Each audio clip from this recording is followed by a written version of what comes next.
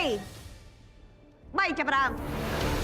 សមរភូមិចំអិនម្ហូបជាក្រុមដំបូងបង្អស់ក្នុងកម្មវិធី Master Chef Cambodia រដូវកាលទី4បានចាប់ផ្ដើមហើយដែលតម្រូវឲ្យក្រុមទាំង5យកផ្លែត្នោតខ្មែរដែលជាគ្រឿងផ្សំគោលទៅចំអិនជាសម្លកកូរត្នោតនិងបង្អែមត្នោតក្នុងរយៈពេល45នាទីដាក់ដាំទឹកមួយឆ្នាំសោមុនណាដាក់ដាំអាបងអាទឹកនេះប្រើកុំឲ្យវាខ្ជិលខ្ជាយធ្វើម៉េច4ចានហ្នឹងឲ្យគ្រប់កកូរត្នោតជាលើកទី1របស់ខ្ញុំណាចាប់និយាយទៅក្រុមទាំង5មើលទៅគាត់ធ្វើលឿនមែនតើហើយក្លិនឈ្ងុយដែរចាប់យល់យ៉ាងម៉េចដែរចំពោះក្រុមទាំង5នេះមានមើលទៅស័ក្តិស្រាំជួយគ្នាស្រដៃស្រជើងគ្នាបើថាក្រុមដែលមានសមាជិកតិចឬក៏សមាជិកច្រើនទេមើលទៅគាត់ស្រួលគ្នាល្អខ្ញុំពេញចិត្តនឹងមុខម្ហូបមួយប្រភេទហ្នឹងដូចជាសម្លកកូរហើយនឹងបង្អែមតែត្នោតចាហើយអ្វីដែលខ្ញុំរំពឹងទុកឬការតុបតែងជាមួយបែបក៏ប៉ុន្តែរឿងរសជាតិដើមដែលឆ្ងាញ់ដែលខ្ញុំភ្លេចមិនបានសំខាន់ផ្លែត្នោតនេះវាមានរសជាតិល្វីងហាងទៅបើសិនតែយើងរងាស់អត់ដល់វាយើងអត់ចេះរងាស់តែខ្ញុំចាំមើលមកអ៊ុតមើលថាជាមើលក្រុមណាដែលចំអិនបានល្អអូខេ chef ចេញវិញ្ញាសាស្លងកូនថ្នោតមកគឺត្រូវហើយនេះជាមហូបដែលអ្នកស្រុកខាងខ្ញុំទាំងខ្ញុំអីដែលចូលចិត្តខ្ញុំដឹងថាធ្វើរបៀបម៉េចចិត្តរបៀបម៉េចអត់ឲ្យខុសទេ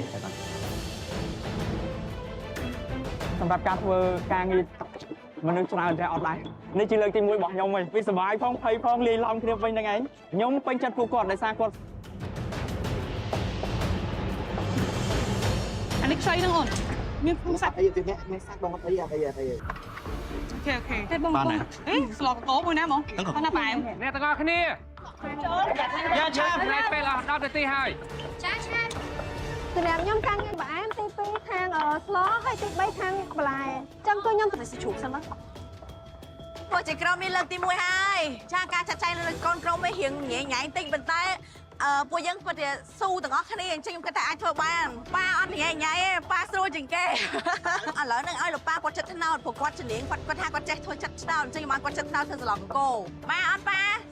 គាត់ចេះអីទេកូនក្រុមខ្ញុំពិតជាល្អមែនតើកូនក្រុមខ្ញុំពិតជាល្អណាស់ពួកយើងចែកការងារធ្វើបានត្រឹមត្រូវល្អធ្វើការបានល្អពួកខ្ញុំក៏លេចមើលទៅខាងកូនក្រុមអ្នកចិត្តគ្នានោះគាត់មានគឺស៊ូទាំងអស់គ្នាយកអៀមសយកអៀមសតែហើយអូខេមានចិត្តឲ្យចាំអ្នកទាំងអស់គ្នាយ៉ាឆាអ្នកទាំងអស់គ្នាចំណាយរយៈពេលអស់20សកូហ្នឹងក៏បែកជីងជីស្អត់ពិបាកក្នុងការប៉ានេះគ្របបានបងស្នោនេះគ្របបានហើយគាត់បងអើយបងកុំមកខាងផ្អែមបងកុំមកខាងផ្អែមបងចូលកកូ